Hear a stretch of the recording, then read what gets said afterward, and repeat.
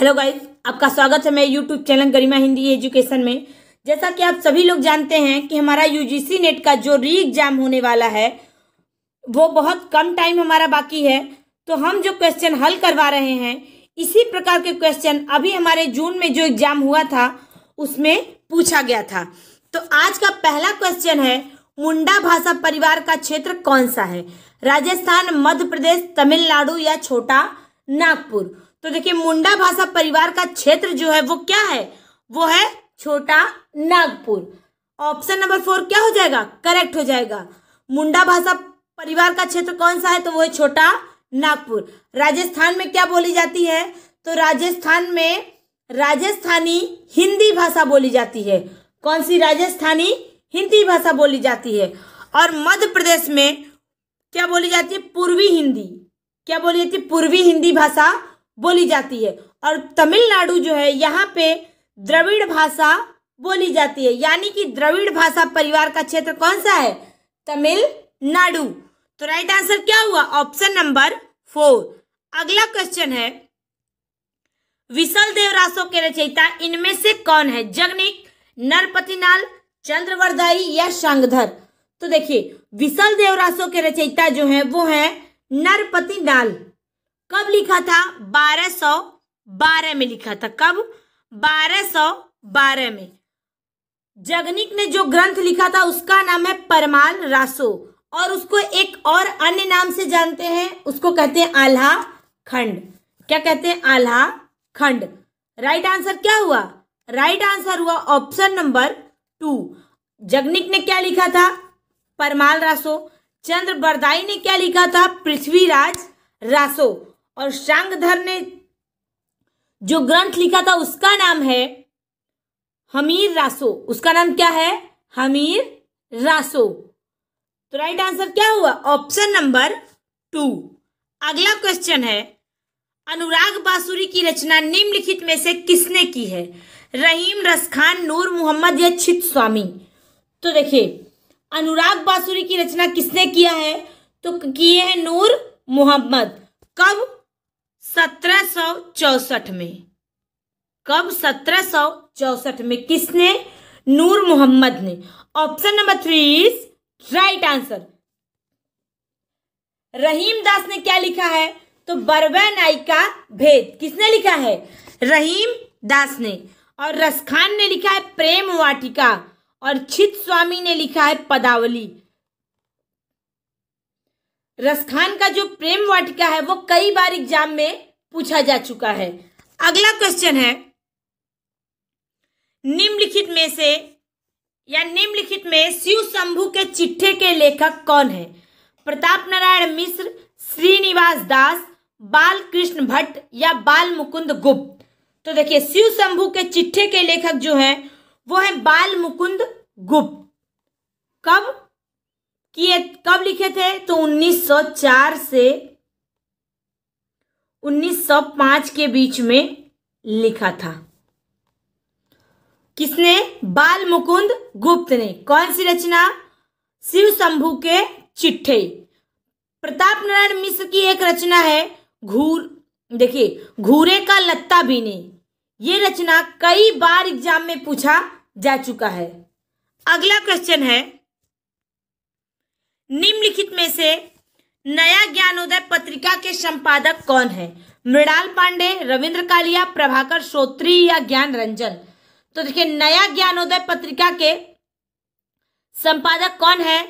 तो नया ज्ञानोदय पत्रिका के संपादक है रविंद्र कालिया। कौन है? रविंद्र कालिया। ऑप्शन नंबर क्या हो जाएगा? Option number 2 is right answer. Prabhakar Shrotri ने पत्रिका लिखा था, उसका नाम था अक्षय। क्या नाम था? अक्षर। अक्षय नहीं, अक्षर। और ज्ञान रंजन ने एक पत्रिका लिखा था पहल। क्या लिखा था? पहल। तो राइट आंसर क्या हुआ? Option number 2। अगला क्वेश्चन है, देश विभाजन को लेकर लिखा गया उपन्यास कौन सा है? अमृत और विष, झूठा सच, अपने अपने अजनबी या अंतराल?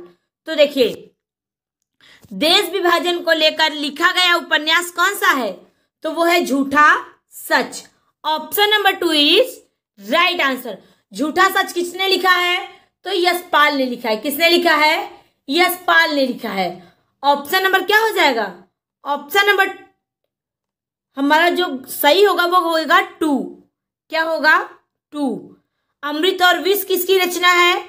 अमृतलाल नागर की। अपने अपने अजनबी किसकी रचना है? तो अज्ञे जी की रचना है। और अंतराल को लिखे हैं मोहन राकेश। अगला क्वेश्चन है, धातु सेन प्रसाद के किस नाटक का प्रमुख पात्र है? राजश्री, चंद्रगुप्त, ध्रुव स्वामिनी या स्कंदगुप्त?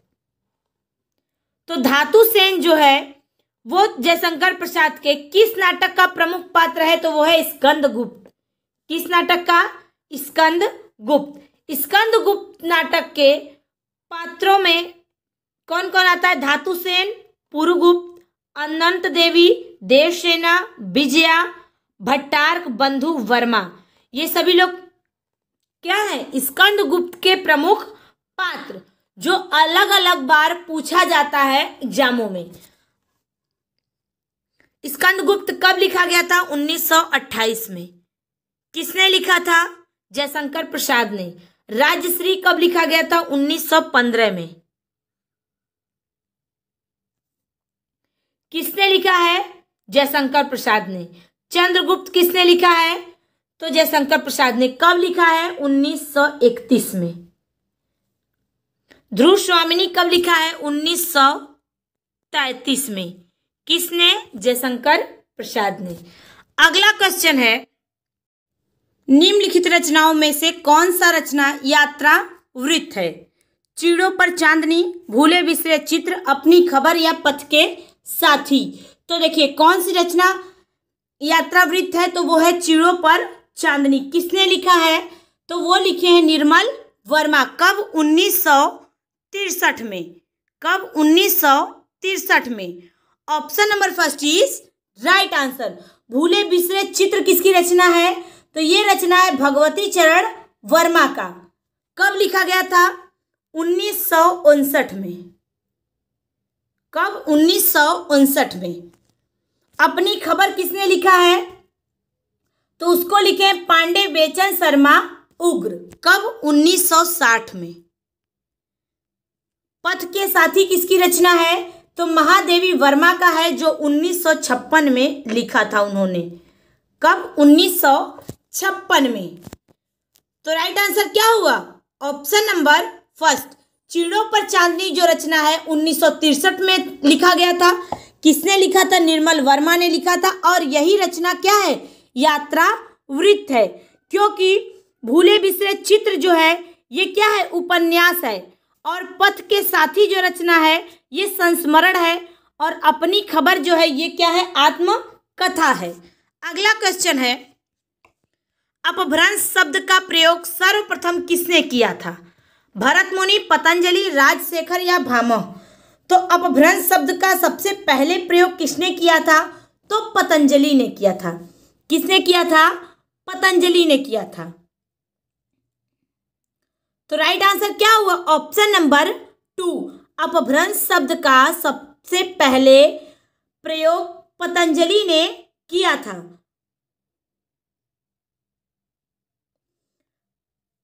अगला क्वेश्चन है, निम्नलिखित में से विखंडनवाद के प्रवर्तक कौन है?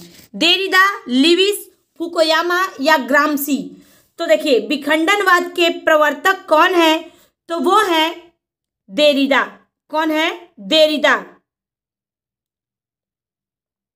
Option number first is right answer. विखंडनवाद के प्रवर्तक कौन है? Jacques Derrida. इनका पूरा नाम क्या है? Jacques Derrida. तो राइट आंसर क्या हुआ? Option number first. अगला क्वेश्चन है, काव्य में निवैयक्तिकता, ये क्या है? की नहीं रहेगा। काव्य में निवैयक्तिकता के सिद्धांत का स्थापना किसने किया था या किसने की थी? Coleridge, Matthew Arnold, T S. Eliot या आई.ए. रिचर्ड्स? तो देखिए, काव्य में निव्यक्तिकता सिद्धांत का स्थापना किसने किया था? तो वो किए थे टी.एस. इलियट ने। किसने किया था? टी.एस. इलियट ने। Option number 3 is right answer. Coleridge जो थे, इन्होंने कल्पना का सिद्धांत दिया था। किसका? कल्पना का सिद्धांत। और मैथ्यू अर्नाल्ड जो थे, ये नव्य अभिजात्यवाद का सिद्धांत दिए थे। और आई.ए. रिचर्ड्स जो थे, ये संप्रेषण एवं मूल्य का सिद्धांत दिया था। किसने? आई.ए. रिचर्ड्स ने। लेकिन निव्यक्तिकता का सिद्धांत दिए थे टी.एस. इलियट ने। ऑप्शन नंबर 3 क्या हो जाएगा? करेक्ट हो जाएगा। अगला क्वेश्चन है, भारतीय भाषाओं को भारतीय संविधान की किस अनुसूची में शामिल किया गया है? अष्टम, सप्तम, नवम या दसम? तो देखिए, भारतीय भाषा को भारतीय संविधान के किस अनुसूची में शामिल किया गया है? तो अष्टम, यानी कि 8वें अनुसूची में। भारतीय संविधान के भाग 17 में अनुच्छेद 343 से 351 तक राजभाषा का संविधान में प्रावधान किया गया है। और अनुसूची कौन सी है? तो अनुसूची है 8। राइट आंसर क्या हुआ? Option number 1। अगला क्वेश्चन है, ग्रीम नियम किस भाषा के ध्वनियों से संबंधित है? जर्मन, फ्रेंच, रूसी या हिंदी? तो ग्रीम नियम किस भाषा के ध्वनियों से संबंधित है? तो वो है जर्मन। किससे संबंधित है?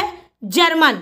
ग्रीम नियम जर्मन भाषा की ध्वनियों से संबंधित है, जिसको 1822 में जैकब ग्रीम ने अपनी पुस्तक डायचे ग्रामेटिक में इस नियम को सामने रखा और मानक जर्मन को शामिल करने के लिए इसका विस्तार किया।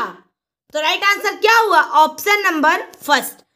क्वेश्चन ये भी आ सकता है कि ग्रीम नियम जो है, इसका सिद्धांत कब दिया गया था? तो कब दिया गया था? 1822 में।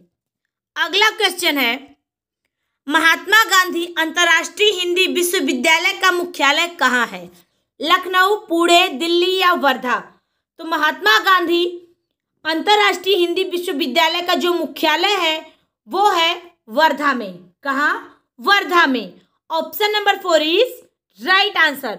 इसकी स्थापना भारत सरकार ने 1996 में, कब? 1996 में संसद द्वारा पारित एक अधिनियम द्वारा की थी। इस अधिनियम को भारत के राजपत्र में 8 जनवरी 1997 ईस्वी को प्रकाशित किया गया। तो राइट आंसर क्या हुआ? Option number 4। अगला क्वेश्चन है, खड़ी बोली का प्रयोग सबसे पहले किस पुस्तक में हुआ है? भक्ति सागर, सुख सागर, काव्य सागर या प्रेम सागर? तो देखिए, खड़ी बोली का सबसे पहले किस पुस्तक में प्रयोग किया गया है?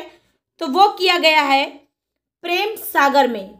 किसमें? प्रेम सागर में। ऑप्शन नंबर क्या हो जाएगा? 4 इज राइट आंसर।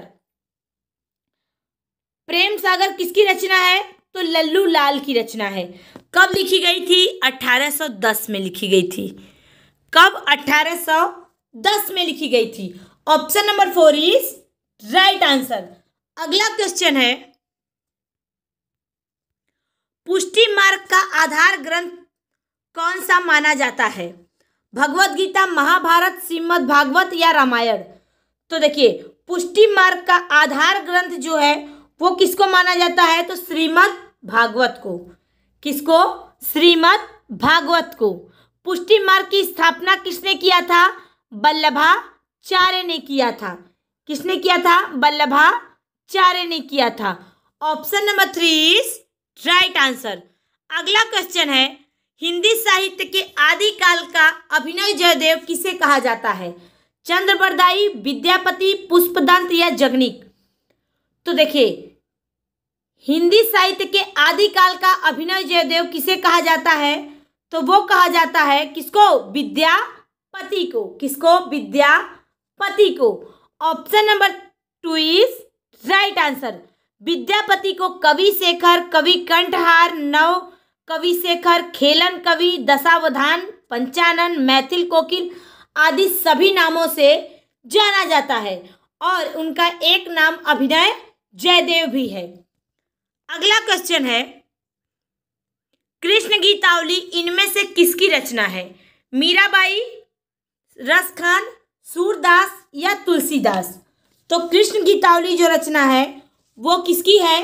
तो कृष्ण गीतावली रचना है तुलसीदास की। किसकी रचना है? तुलसीदास की। ऑप्शन नंबर क्या हो जाएगा? 4 हमारा करेक्ट हो जाएगा। अगला क्वेश्चन है, सारिका पत्रिका का संपादन इनमें से किसने नहीं किया है? चंद्रगुप्त विद्यालकार, मोहन राकेश, राजेंद्र यादव या कमलेश्वर?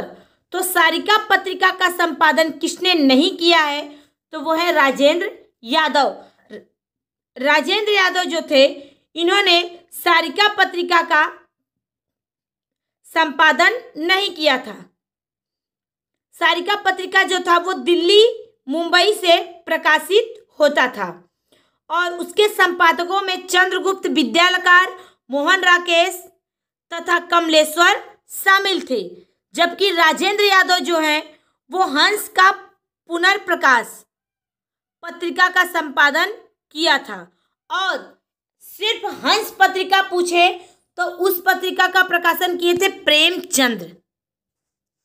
किसने? प्रेमचंद्र ने। तो राइट आंसर क्या हुआ? Option number 3। अगला क्वेश्चन है, निम्नलिखित में से कछुआ धर्म किस विधा की रचना है? संस्मरण, रेखा चित्र, निबंध या कहानी? तो सबसे पहले ये जानिए कि कछुआ धर्म किसकी रचना है। तो कछुआ धर्म जो रचना है वो रचना है चंद्रधर शर्मा गुलेरी का। किसका? चंद्रधर शर्मा गुलेरी का लिखा गया क्या है? निबंध है। Option number 3 is right answer. कछुआ धर्म किस विधा की रचना है? तो निबंध है। क्या है? निबंध है, जिसको किसने लिखा है? चंद्रधर शर्मा गुलेरी ने लिखा है। Option number 3 is right answer. ये रहा हमारा आज का क्वेश्चन। मुझे उम्मीद है सभी लोगों को समझ में आया होगा। सभी लोग ध्यान से देखें। Thank you so much.